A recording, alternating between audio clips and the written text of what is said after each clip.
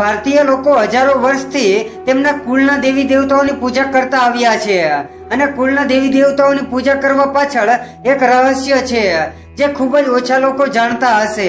ચાલો જાણીએ દરેક કુળના દેવી દેવતાઓ કેમ અલગ અલગ હોય છે અને તેમની પૂજા કરવી શા માટે જરૂરી છે, અને તમે એ પણ જાણી શકશો કે તમારા કુળદેવી અથવા તો કુળ દેવતાની પૂજા ન કરો તો શું થઈ શકે છે.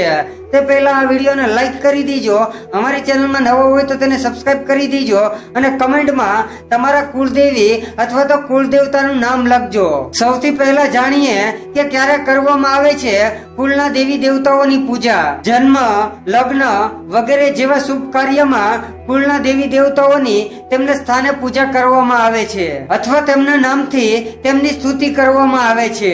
અને આ સિવાય એક એવો પણ દિવસ આવે છે જ્યારે સંબંધીઓ કુળના લોકો પોતાના દેવી દેવતાઓના સ્થાને ભેગા થાય છે. હવે જાણીએ કે શા માટે દરેકના અલગ અલગ હોય છે કુળના દેવી દેવતાઓ. દરેકના કુળ અલગ હોય છે, તેથી કુળના દેવી દેવતાઓ પણ અલગ અલગ હશે, તે સ્વાભાવિક છે.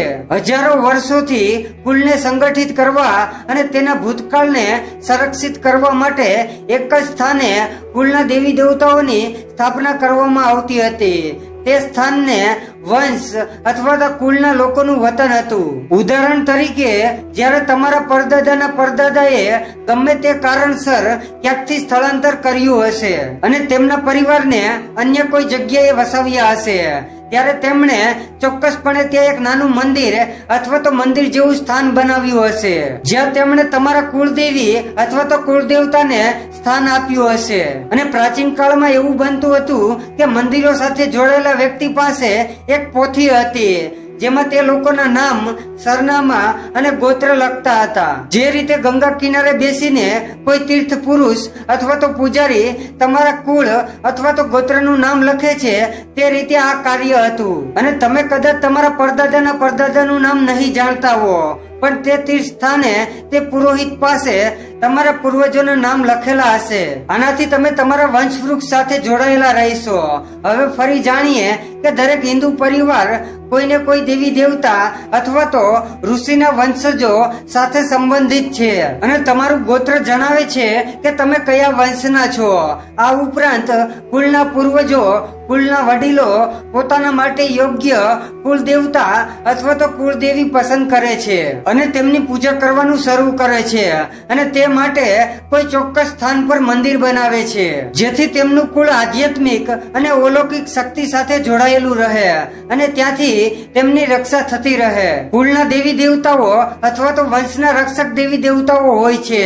તે કુટુંબ અથવા તો વંશના પ્રથમ પૂજનીય અને મૂળ અધિકારી દેવ છે. તેથી દરેક કાર્યમાં તેને યાદ કરવા ખૂબ જ જરૂરી છે અને તેનો પ્રભાવ એટલો મહત્વપૂર્ણ હોય છે કે જો તે ક્રોધિત થઈ જાય તો હનુમાનજી સિવાય અન્ય કોઈ દેવી દેવતાઓ તેના દુષ્પ્રભાવથી બચી નથી શકતા અથવા તો તેને ઘટાડી નથી શકતા અથવા તો તેને રોકી નથી શકતા. હવે જાણીએ કે કુળદેવતા નારાજ થાય તો શું થાય. એવું પણ જોવામાં આવ્યું છે કે કુળના દેવી દેવતાઓની પૂજા બંધ કર્યા પછી થોડા વર્ષો સુધી કોઈ નોંધપાત્ર ફેરફાર થતો નથી, પરંતુ જ્યારે દેવતાઓનું સુરક્ષા કવચ દૂર થાય ત્યારે પરિવારમાં ઘટનાઓ, અકસ્માતો થવા લાગે છે.